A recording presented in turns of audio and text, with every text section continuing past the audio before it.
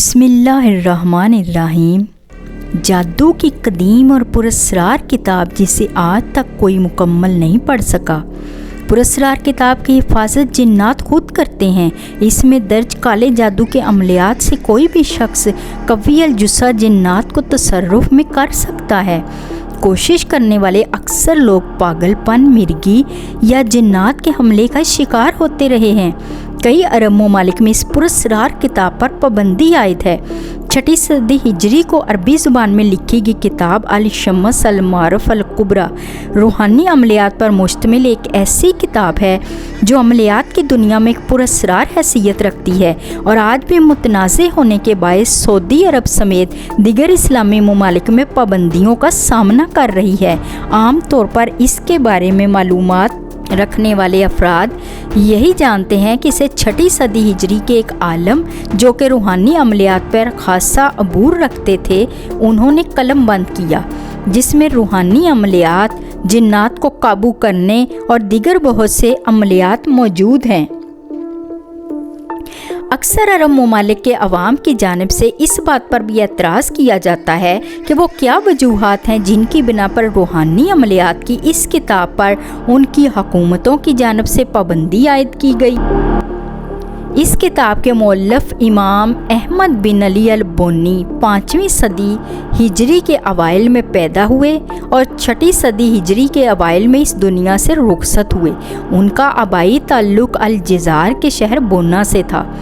اس کتاب کا تعلق فقہی یا دینی امور سے ہونے کی بجائے خالص روحانی علوم سے ہے۔ انہوں نے اس کتاب میں اللہ رب العزت کے اسماء کی صفات اور مختلف صورتوں کی صفات کے علاوہ جنات کو قابو کرنے اور ان سے نجات پانے کے طریقے ذکر کیے ہیں۔ لیکن یہ بات بھی خاصی اہم ہے کہ اس کتاب میں بعض صورتوں کے درمیان عبرانی یا کسی ایسی زبان کے بعض ایسے الفاظ لکھے گئے جو سمجھ سے بالا تر ہیں۔ اس بنا پر اس کتاب کو علماء کی جانب سے ممنوع قرار دیا گیا۔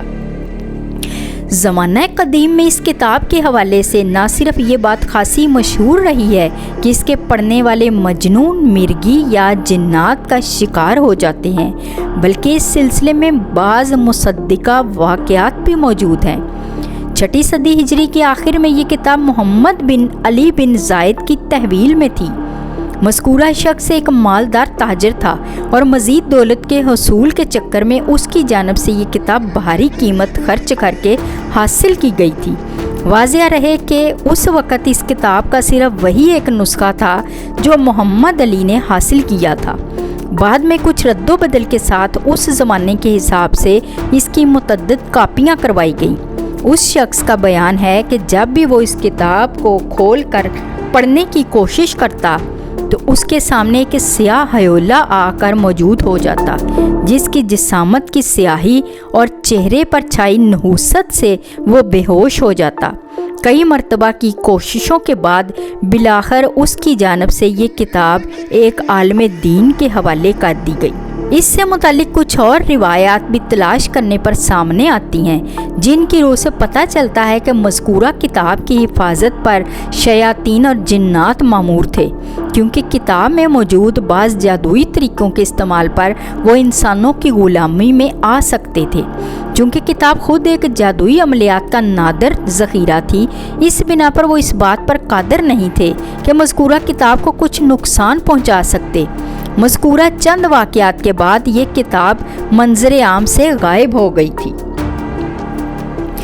عرب بلاگر پر اس سلسلے میں پائی جانے والی معلومات کے مطابق اس ایک شخص کا قصہ خاصا مشہور ہے جس کی جانب سے اس کتاب کے بعض ایسے حصوں کو استعمال کرنے کی کوشش کی گئی جو علماء کی جانب سے مشکوک ٹھہرے تھے۔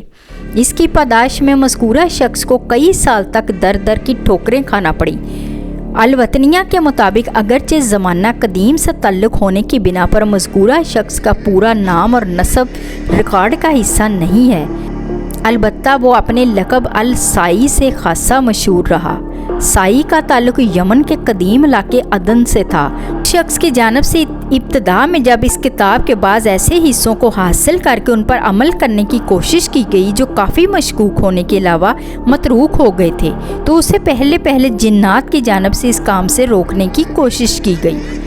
अल-साई का ताल्लुक रूहानी अमलियात से किसी हद तक रहा था, इसलिए वो इस बात से अच्छी तरह आगाह था कि जिन्नात की जानिब से उसे इस काम से रोकने के लिए किस किस्म के हथकंडे इस्तेमाल किए जा सकते हैं। इसी बात को मद्देनज़र रखते हुए उसकी जानिब से इब्तिदा में कुछ ऐसे अमाल कर लिए गए थे जिनकी बिना पर जिन्नात उस तक रसाई हासिल करने से कासर थे।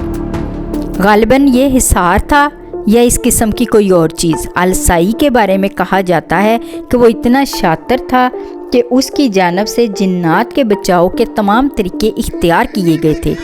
इसी वजह से वो चंद कवी अल-जुस्सा जिन्नात को काबू करने के आखिरी मरहले तक पहुंच चुका था, लेकिन यहाँ जिन्नात ने उसे मात दे दी। अल-साई से मिलने वाली मालूमात के मुताबिक जिन्नात को काबू करने के आखिरी मरहले में उसे पाक साफ होकर कब्रिस्तान के एक ख़ास मुकाम पर पहुंचकर चिल्ला काटना था। यही बात अल-साई को ले डूबी, क्योंकि वो रात के वक़्त जब कब्रिस्तान पहुंचा तो वहां शदीद अंधेरा छाया हुआ था। अगरचे अल-साई कब्रिस्तान में फूंक कर कदम रख रहा था, लेकिन एक मुकाम पर वो एक ऐसी कब्र पर अपना कदम जमा बैठा जो अगरचे ज़्यादा पुरानी तो ना थी, लेकिन उसका वज़न सहारने के काबिल नहीं थी। साई के उस कब्र में गिरते ही उसका बदन नापाक हो गया, क्योंकि कब्र में लाश गली सड़ी हालत में मौजूद थी। यही वो मौका था जो जिन्नात के लिए इंतहाई कारगर साबित हुआ और उन्होंने बराह रास्त अल-साई के दिमाग पर असर डाला।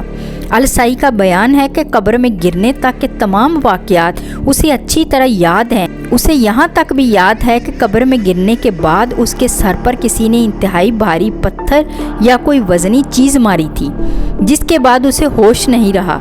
दरअसल ये कोई भारी पत्थर या कोई धाती शय नहीं थी, बल्कि जिन्नात ने अल-साई के दिमाग पर हमला किया था, जिसकी वजह से अल-साई उसी कब्र में पड़ा रहा।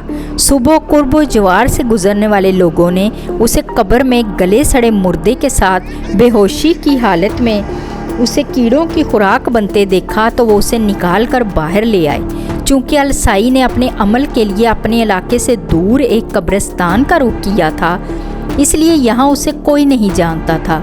अगले तकरीबन 10 साल तक अल-साई उस इलाके में इधर उधर बेमकसद दीवाना वार फिरता रहा, जिसकी वजह से वो लोगों में अल-साई मशहूर हो गया।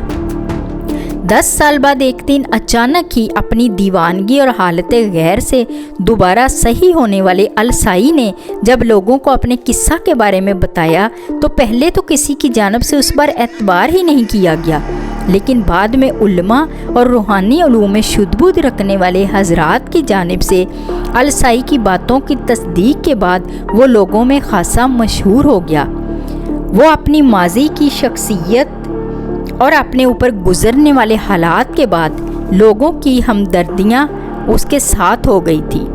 बाद अज़ा अल-साई ने इबादत, ज़ुहद और तक़वा अख्तियार कर लिया। वो ज़्यादा अरसा नहीं जी सका और चंद साल बाद ही इस दुनिया से चल बसा। आज भी अल-शम्स अल-मारिफ़ अल-कुबरा के नाम से अमलियात की कुतब मौजूद हैं, जिनका उर्दू तर्जमा भी दस्तयाब है, मगर ये वो किताब नहीं जो अहमद अल-बुन्नी ने कलमबंद की थी, बल्कि इस नाम को इस्तेमाल करते हुए मुख्तलिफ आमिल हजरात अपनी किताब का नाम अल-शम्स अल-मारिफ़ अल-कुबरा रख देते हैं और मुसन्नफ़ का नाम अहमद बिन अल-बुन्नी लिखते हुए खुद को मुतरजम की हैसियत से पेश करते हैं। वैसे मेरा आपको मुखलिसाना मशवरा है कि इस किताब से दूर रहिए। अपने कमेंट्स में ज़रूर बताइएगा कि मेरी वीडियो आपको कैसी लगी। नेक्स्ट वीडियो तक के लिए अल्लाह हाफ़िज़।